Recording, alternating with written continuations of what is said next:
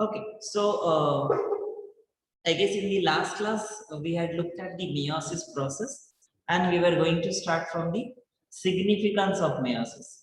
Am I right? We have not started this part. Can someone please confirm? People, hello. Yeah, sir. Okay, perfect. Thank you, by the way. Uh, So, like again, if I have to give you a brief of meiosis, just as a quick revision. In this whole of the meiosis process is also just like a replacement of the mitosis. Instead, just the steps are different, but otherwise, it in the whole process of cell cycle, it also undergoes through the interface that is G1 S G2, and then meiosis starts, and then if the cell has to undergo further next process of mitosis, not the meiosis. I had mentioned this, that meiosis, after the daughter cells are formed in meiosis, they cannot undergo another cycle of meiosis again, because then the chromosome number would have been even further reduced. That is not what the ideal cell would want in terms of gamete formation and so on. But it can undergo the mitosis process if at all that is required. But usually meiosis is the end of the gamete formation until and unless they fuse with the other gamete cell. That's when the mitosis would start. So meiosis 1 is composed of, that is prophase, metaphase, anaphase, telophase, designated with number 1, and meiosis 2, it has prophase 2, metaphase 2, anaphase 2, and telophase 2. The main crux of the meiosis was formation of the homologous pair of chromosome in the first stage, that is prophase 1, and then they getting separated into the telophase 1, and then cytokinesis, where you get half the number of chromosome here itself, and then the separation of the sister chromatid happens in the second phase of the meiosis, that is meiosis 2, where the 4 daughter cells with haploid set of chromosomes, they are formed. So that is the quick brief of the meiosis process, and we will talk about this crossing over on this slide. So uh, the one of the major significant points, or the importance of meiosis, you can say, is the number of chromosomes. So in case of meiosis, the chromosome number is halved, it turns into the half whatever was original, uh, and specifically in the gamete cell. And upon fertilization, the diploid chromosome number is restored. That is, what it means is, so let's say there are these sperm producing cells called as spermatogenic cells, or they are also called as germ cells, which produce sperm in male. In case of female, there are again oogenic cells, which are again a germ cell, which produces ova. These will produce the sperm and ova, which are haploid cells. These sperm and ova will fuse, that is haploid plus haploid fusion will make a diploid zygote, and that's when the chromosome number is restored. Germ cells, they are diploid, they form haploid cells fuse, they form again a diploid zygote, and the growth of the embryo develops, starts from that particular point after fertilization. So that's what the first statement says. The chromosome number is halved in gametes, so that upon fertilization, the diploid chromosome number is restored. And this also gives an answer to the question why we do not have the continuous meiosis. If the continuous meiosis keeps on happening, the chromosome number will keep on reducing. And also, that's only in the gametes. Again, the reason why it only happens in the gamete, because the gametes will fuse together and they will form the diploid chromosomal structure in the fused or fertilized cell. I hope this part is clear. Then the reasons why the mixing of genes that occurs in 2 ways. Like mixing of the genes refers to this crossing over part, which happens only in meiosis. Mitosis, crossing over does not happen. Mitosis is just a mere separation of the cell. It just duplicates everything and separates it. Meiosis that way is little complicated process compared to mitosis, and the reason being there is a crossing over, there is a homologous pair formation, and all these steps, and that is why it is little complicated compared to mitosis. So the two ways in which this mixing up can happen is the maternal and the paternal chromosomes. They would get mixed up during the first reduction division. First reduction division was the meiosis 1. So during meiosis 1, if you remember, the homologous pairs, they get attached to each other. That is in the prophase 1 stage. I hope you are able to visualize everything that I am saying because we had just seen this part. So in this stage, that is where the homologous chromosomes, they pair up with each other. That is chromosome number 1 from the male and chromosome number 1 from the female. Male and female, same chromosome, they will form a homologous pair and they will separate in this phase into the meiosis 1 part. So that is what is being said here. The maternal and the paternal chromosomes get mixed up during the first reduction division. First reduction division is meiosis 1. And as they separate from the homologous chromosome pairs, because in the daughter cells of meiosis 1, you will have a separate pairs or separate chromosomes which are separated from the homologous pair of the chromosome. I hope you are understanding this part. That is the male counterpart of the chromosome 1 and female counterpart of the chromosome number 1 will separate in the meiosis 1 end, not the whole end of meiosis, but just the meiosis 1, the first phase of meiosis. And during this separation, the maternal and the paternal chromosomes, the chromatids gets exchanged between two members of homologous pair. That is not the whole of the chromatid, but just a part of the chromatid. And that is what is known as the crossing over, resulting in genetic recombination. Now, in general, recombination refers to anything, any particular genetic material being added to the other organism's genetic material. So, for example, let's say this coronavirus genetic material we are adding to the human cells. That is also a recombination, or any plant genome we are adding to other plant species, especially in that nucleus or in the chromosomal material of the other plant species. That will also be recombination. So interchanging or exchanging of the genetic material between two organisms or within the organism is called as genetic recombination. A recombination word you are very familiar with. It just happens with the genetic material, and that's what is genetic recombination. So I had explained in the earlier class also in a short that how does this crossing over happen. So during this phase, like in this slide it was very clearly written. So during this meiosis 1, when the homologous chromosomes they form a pair, especially in this phase, what happens is they form a pair so that they are overlapped with each other, and that is the only reason that allows them to cross over with each other. So a part of it is exchanged, like here you can see a white part is gone to the red chromosome and so on. A part of it is exchanged with the other chromosome. So that is the other, let's say this blue was the male chromosome and the red was the female chromosome, just as a like a identification mark for now. Then a part of the male chromosome is getting exchanged with the female chromosome. So that is the blue part is going to the other chromosome, and the red part is coming to the male chromosome here, or the blue chromosome here.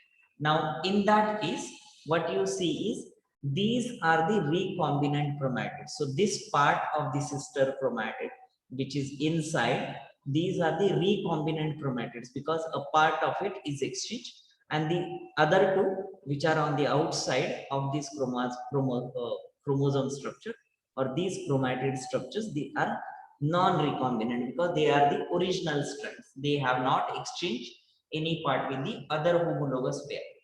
So that is the crossing over experiment or crossing over in terms of genetic recombination that happens during the meiosis process.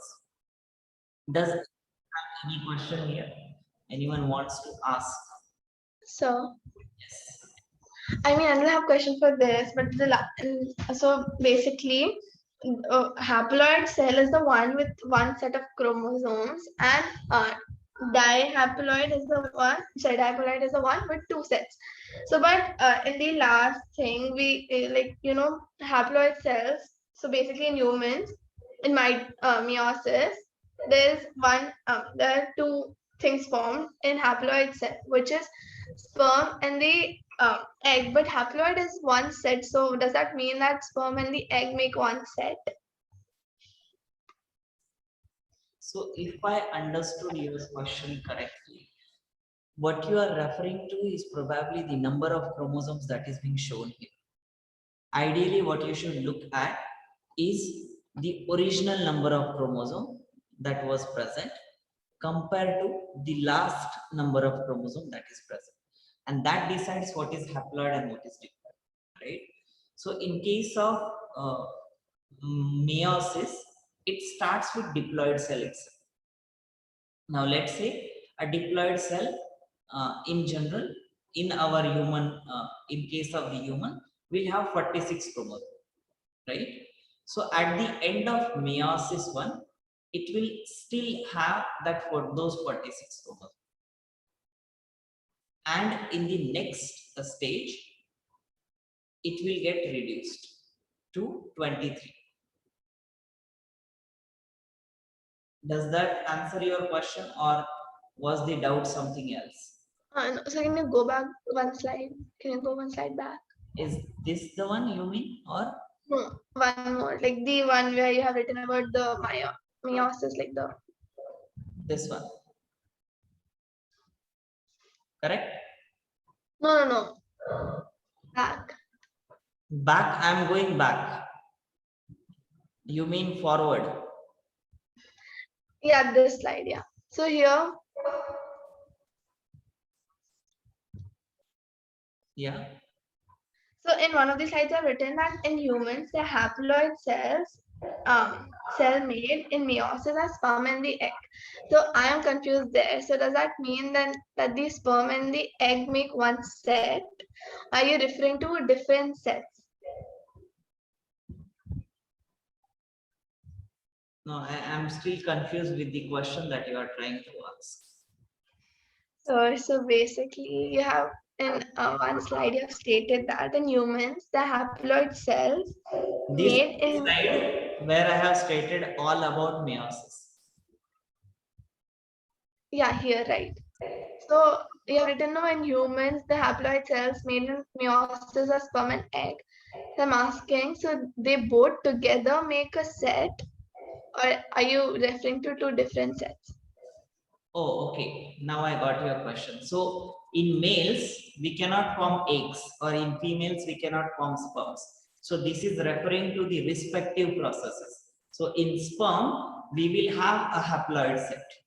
And in eggs, we will have a haploid set. So sperm and egg will have different sets of haploid chromosomes. Does that answer your question now? Yeah, now I got it. So do not get confused there. See, think of as an individual process, because we talk in terms of the kind of generalized process, this might become confusing. But if we talk only of a male, then in that case, the germ cell, which is diploid, will give rise to the sperm, which is haploid.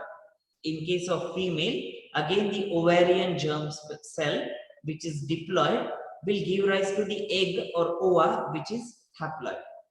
And then these haploid cells will fuse to form a fertilized zygote after the sexual intercourse, and then the fertilization happens and so on. That's where the sperm and the egg would meet, right? So that process follows later. Okay, I hope that doubt is clear. Any other question, anyone, with respect to crossing over?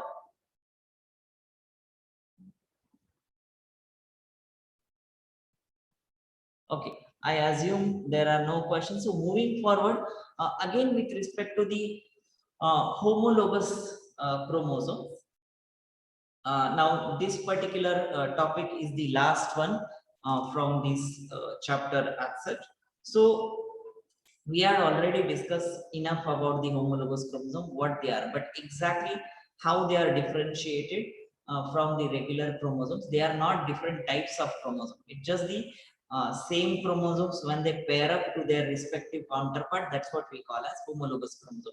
So do not assume this as a different type or something else. So homologous chromosome specifically refers to a pair of chromosomes with the same gene sequence, that is whatever ATGC nucleotide sequence is there within that particular chromosome, it's same for the both the pair.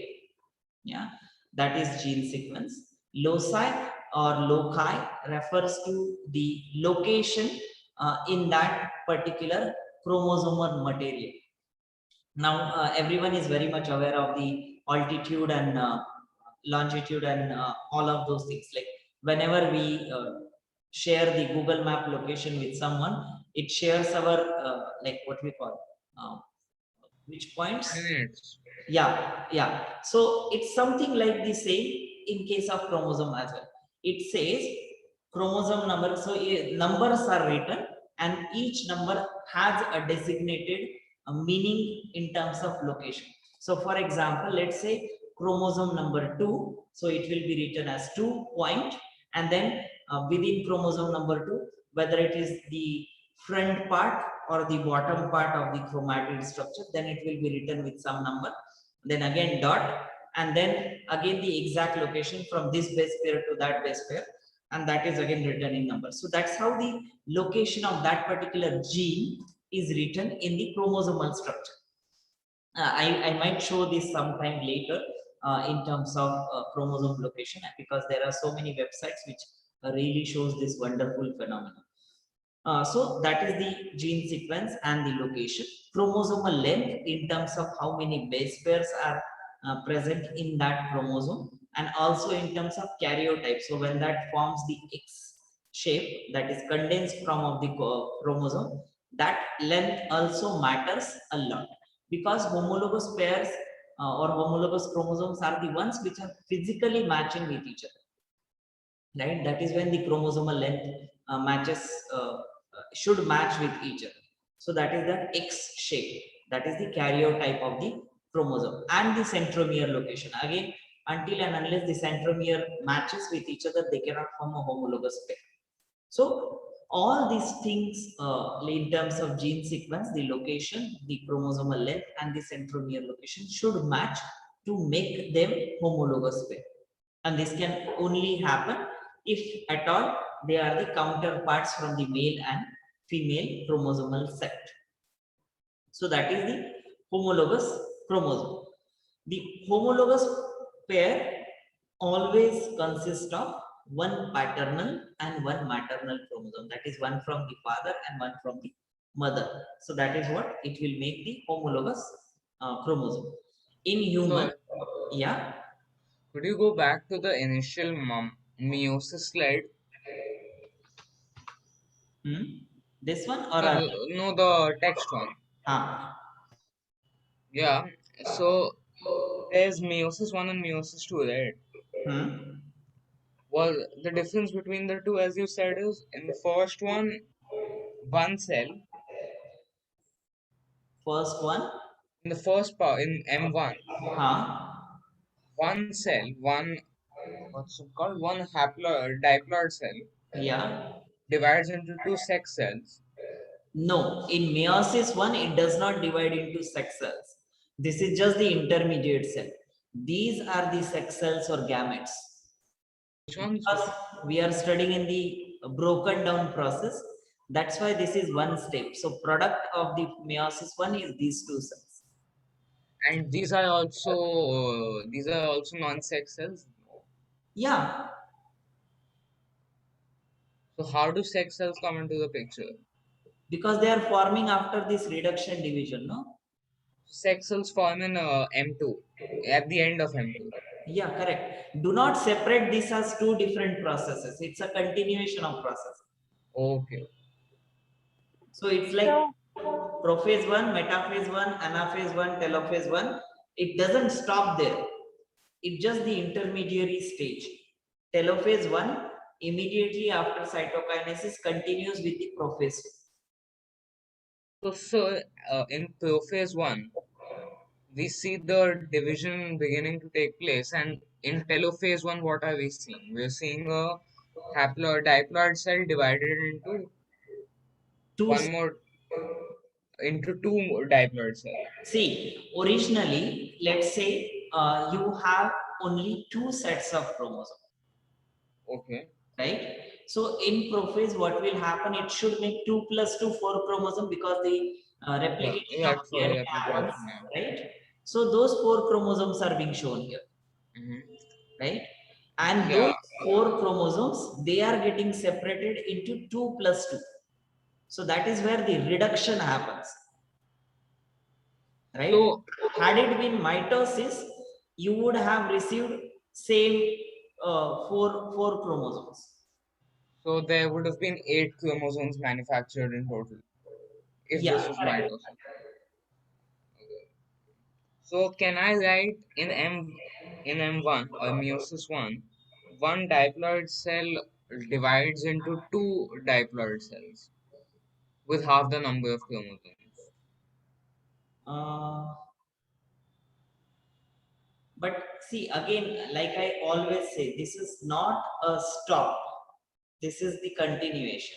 So when you have to show, depends on what is the purpose.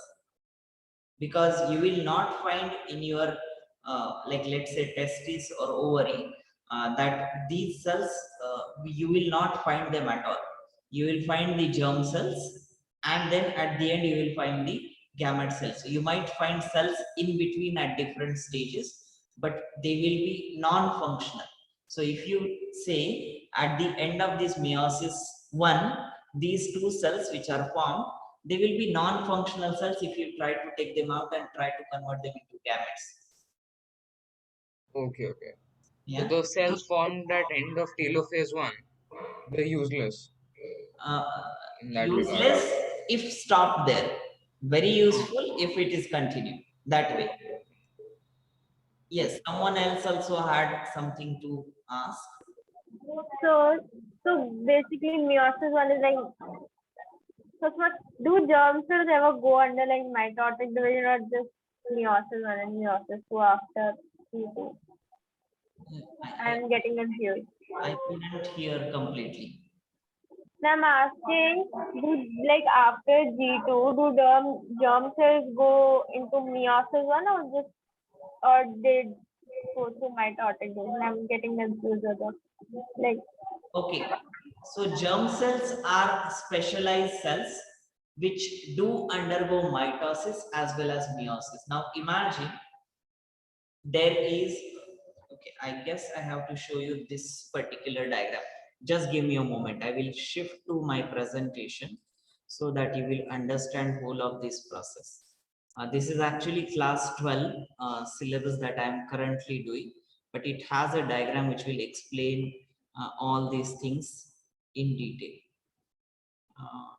So for example, this one. Yeah. So if you look at this diagram at the bottom, yeah, these are the germ cells, which is denoted by germinal epithelium. These outward cells, right? These are also called as germ cells, or in other words, they are called as germinal epithelium, when a very typical biological language. Now, these cells, they have the special ability. For example, if this is the cell I'm pointing, I hope you are able to see the point where the cursor is. So the cells with the ridge head, semicircular. Correct. So that particular cell, let's say if it undergoes meiosis process and forms a sperm, and then when the sperm is formed, this space will actually be vacant, right? Vacant as in it will be empty, but that does not happen. So what this cell will do is it will undergo mitosis. That means this cell will form two copies of the same cell, and in mitosis, there is no difference in the daughter cells and parent cell. They are exactly identical. So let's say this cell form two cell. One of the cell will undergo the process and form a sperm, and the other cell will stay where the original cell was. Are you getting the difference now? So germ cells have the special ability to undergo mitosis and as well as meiosis. And usually they first undergo mitosis so that one of the daughter cells will undergo the process of spermatogenesis, that is sperm formation, and the other daughter cell will take over the function of the like the germinal epithelium. So it will just be present in that particular place. Did you get this part? So germ cells after G2 go into mitotic division, then they go into meiosis 1 and then meiosis 2. But then when you say what is the type of cell division that happens in the gamete formation, then there you should not mention of mitosis at all, because gamete formation is very specific with respect to meiosis. Yeah, this is the ideal sequence of process that I have told you in this diagram, in terms of first mitosis and then meiosis. But otherwise, in regular course of action, especially in terms of your syllabus, you only have to mention about that it only undergoes the meiosis part.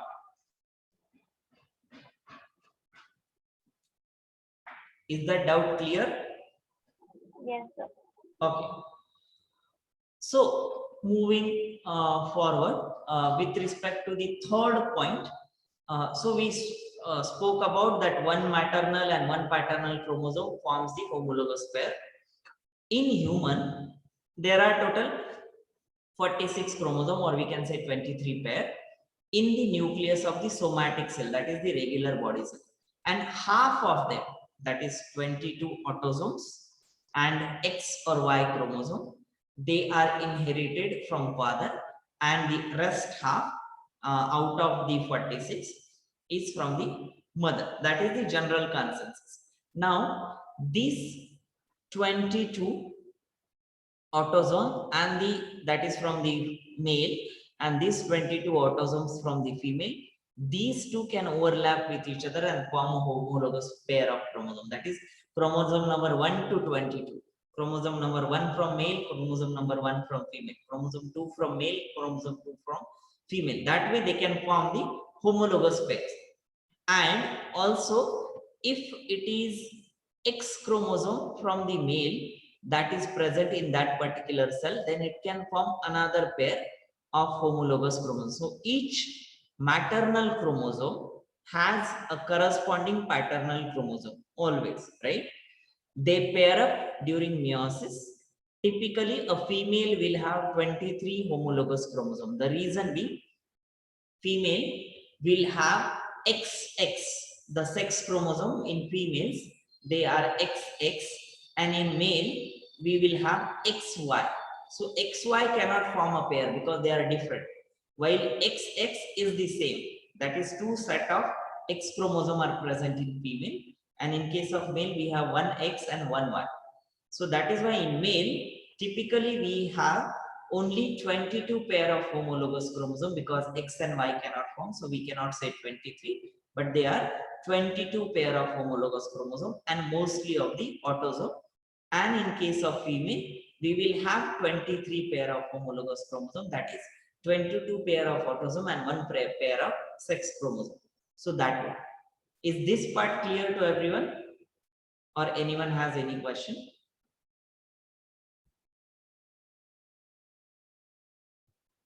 Okay, so I assume there are no questions and this part is clear as well. Yes. What's the function of the X and Y chromosome? So they are responsible for gender determination.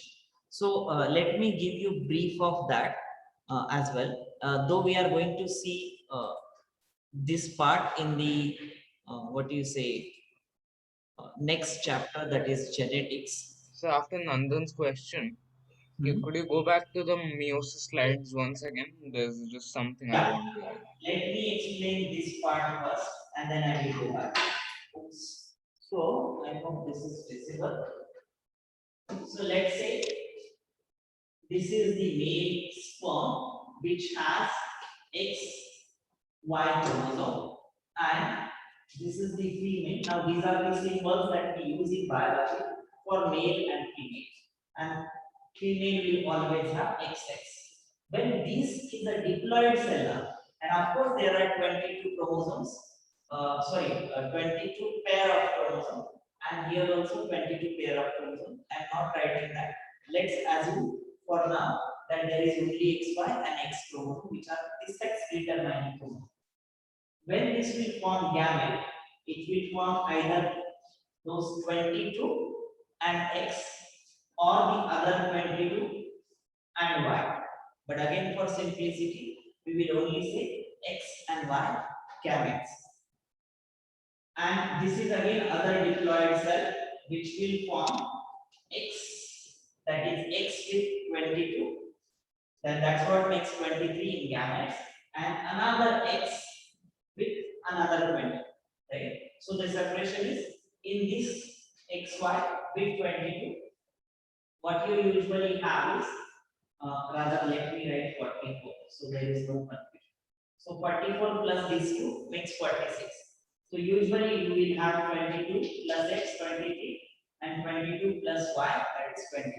Same goes here, and out of this there will be half from mother and half from father, and only mothers get separated, fathers get separated. So that will happen.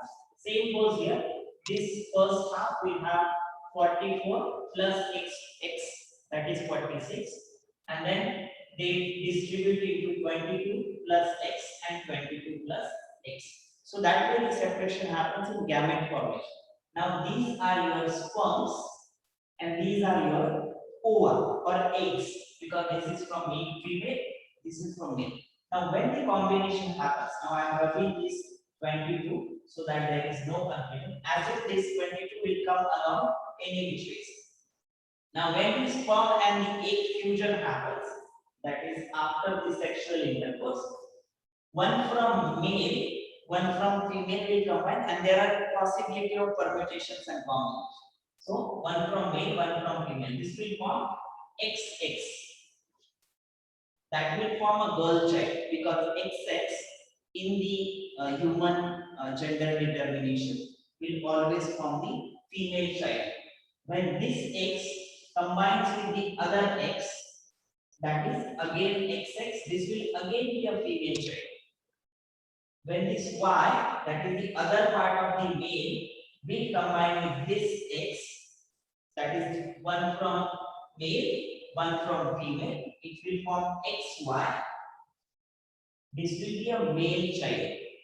And again this Y combining with the other set of X, that will again form XY, which will again be a male child.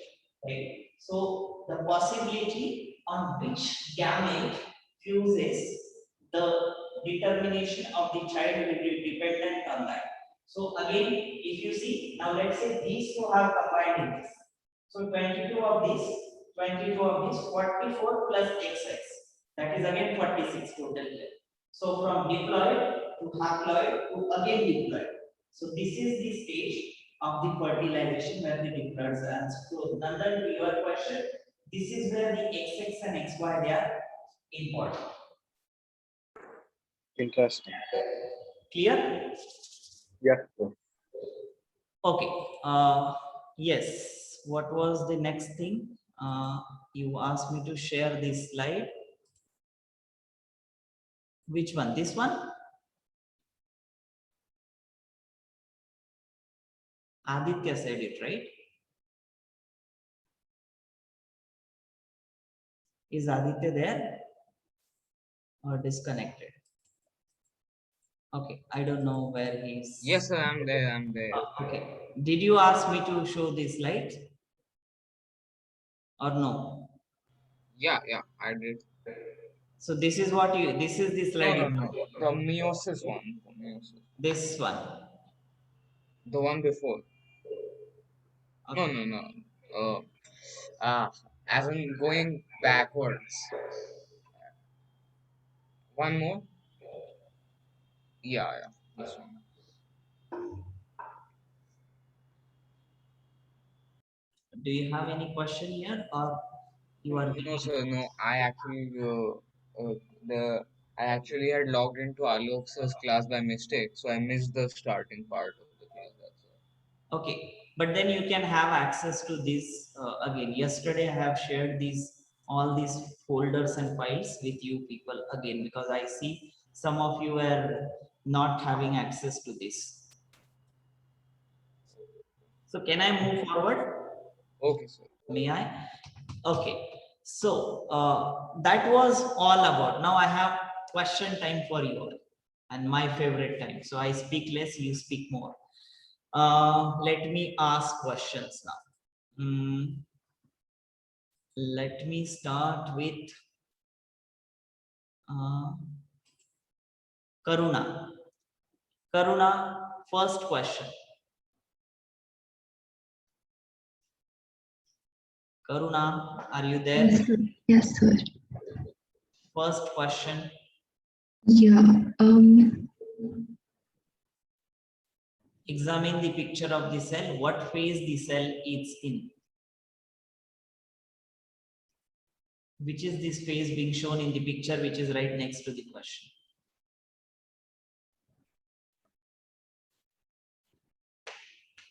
I can't hear you if you are trying to say something. No, sir. I didn't say anything. So you have to say that. Do you know the answer? I'm not. Is it telophase? Or Now think of the description that we. yeah, that's what I'm trying to do, sir.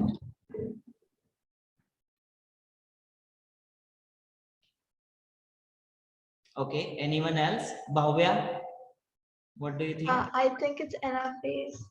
Yeah, correct.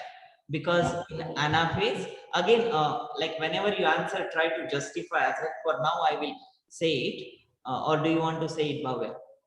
It's anaphase because the chromosomes are getting separated from the middle of the cell and are going to the ends. Correct. Getting The metaphase plate or the equatorial plane. From there, the chromosomes, not the chromosomes, the sister chromatids, they are getting separated and they are being pulled away. That is the typical distinction of the anaphase, right? Next question to Rithin. Mr. Rithin. Yeah, sir. So it says, what is the structure labeled X on the picture? X is here. I hope you can see that. Yeah. Because it's little. It's the centriole. Correct. So why would you say that centriole and not centrosome or not anything else? I just know it as centriole. Correct. So now look at the arrow also. This is kind of tricky question, right? So the arrow is specifically pointed to one of the assembly here, right? That is the centriole. When the arrow would be pointed, arrow as in that line, when it would be pointed to both of these, somewhere in the center, that means it is referring to the centrosome structure. Now this is only pointed to the single structure, and that is why it is centriole. Together they form centrosome, and then the aster or mitotic spindle assembly. So look specifically where the arrow or the line is pointed to and then answer. But this answer is correct. That is centriole. The structure which is pointing, the X is labeled, that is centriole. The next one to who's there? Who's there? Tanisha.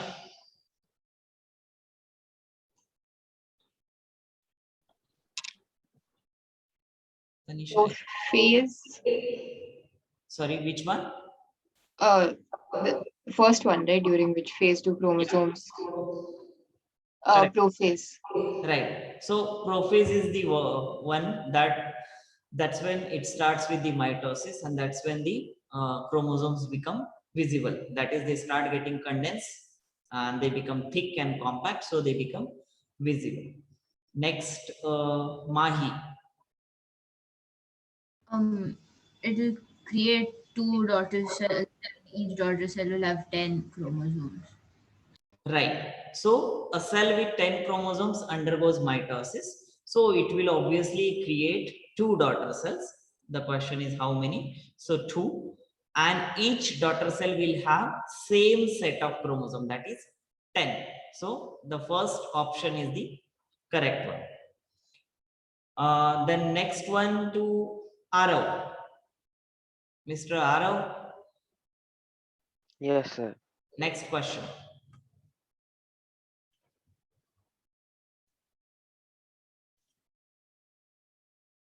Think it's spindle And why would you think so? because it moves the chromosome. No? Where to where? From the middle to the edge, I think. Yeah. So instead of middle, you say equator or metaphase plate to the poles. That is the specific names in biology that we use. Okay. But yeah, it's correct. So also, whenever you solve MCQ, I don't know how you solve it. We have those inductive and deductive approaches. Inductive is you know the answer and you go for it. When you don't know the answer, you go by deductive approach. That means you start with nucleolus is surely not the structure which which is responsible for moving the chromosome, because nucleolus is structure where the chromosomes are present. The nuclear membrane, impossible. During mitosis, it disappears. Same goes with the nucleus, also disappears. Spindle, it is the microtubule structure which will hold on to the kinetochore and it will pull the chromosomes or chromatids together. And cytoplasm cannot be, because itself is just a mesh or network of different cell organelles and so on. So the actual answer for this question is spindle. So go by that approach if you don't know the answers. The next one to let me see. Meher. Telophase. Cytokinesis begins in which phase? Telophase. Correct. Now, if you remember one of the statement that I had mentioned on this slide, it says cytokinesis may overlap with anaphase and telophase. And the next adjacent statement to it was that it depends on cell to cell type. But majorly in the answer, it should be telophase. Now, if the option here is anaphase and telophase, that is both the phases are being mentioned, then that would have been the correct option. But here it only mentions one phases, so that is the last phase of the mitosis, that is telophase. So that's where the cytokinesis begins. Then next question to Gia.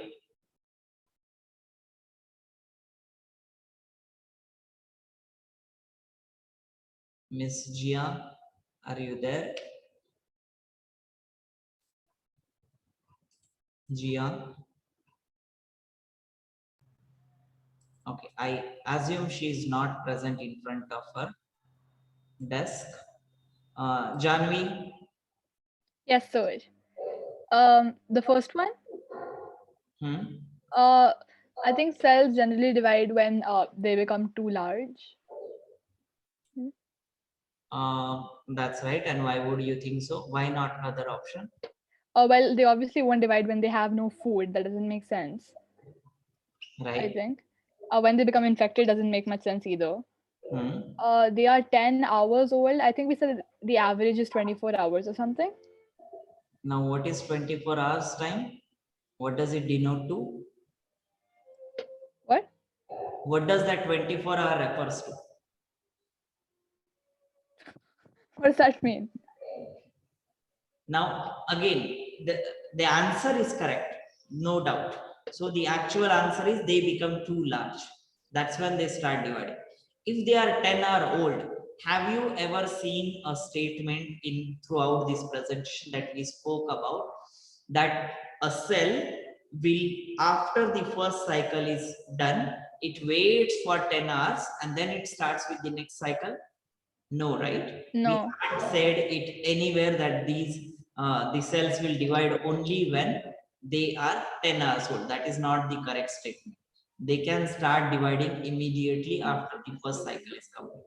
Second, when they become infected, obviously they are going to die because they are infected either by bacteria or virus.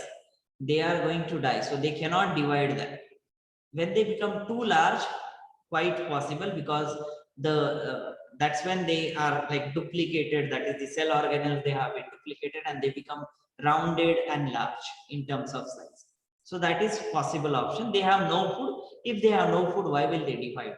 Because they need certain energy in terms of performing various functions. Obviously, they cannot divide. So the correct option is they become too large. The question sounds so kind of weird, but the answer is a little complicated in such cases, and there are several such questions. Next to Anand.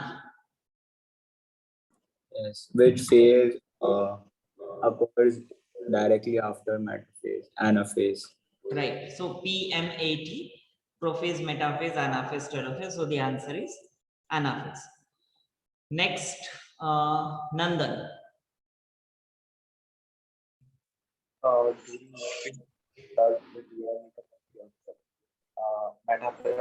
Prophase. Which phase does the DNA makes copy of itself? Prophase or metaphase? Wait, I'm not sure. Sure, I think it should be interphase. Even I agree with Anand. Yes, interphase. Interphase is this.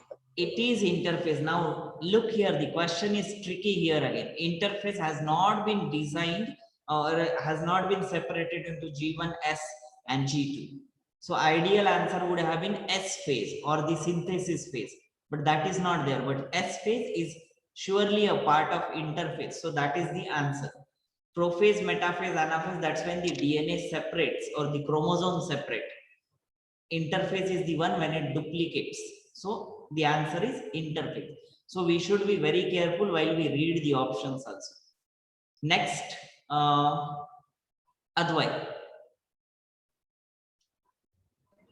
Each chromosome consists of two chromatids.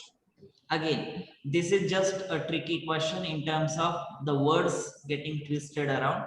Chromosomes, chromatids, chromatin fibers, or centromere, centrosome, centrioles, all of these. And that is why the question. But the answer is each chromosome consists of two chromatids. Okay, so I guess that's it. We can stop here.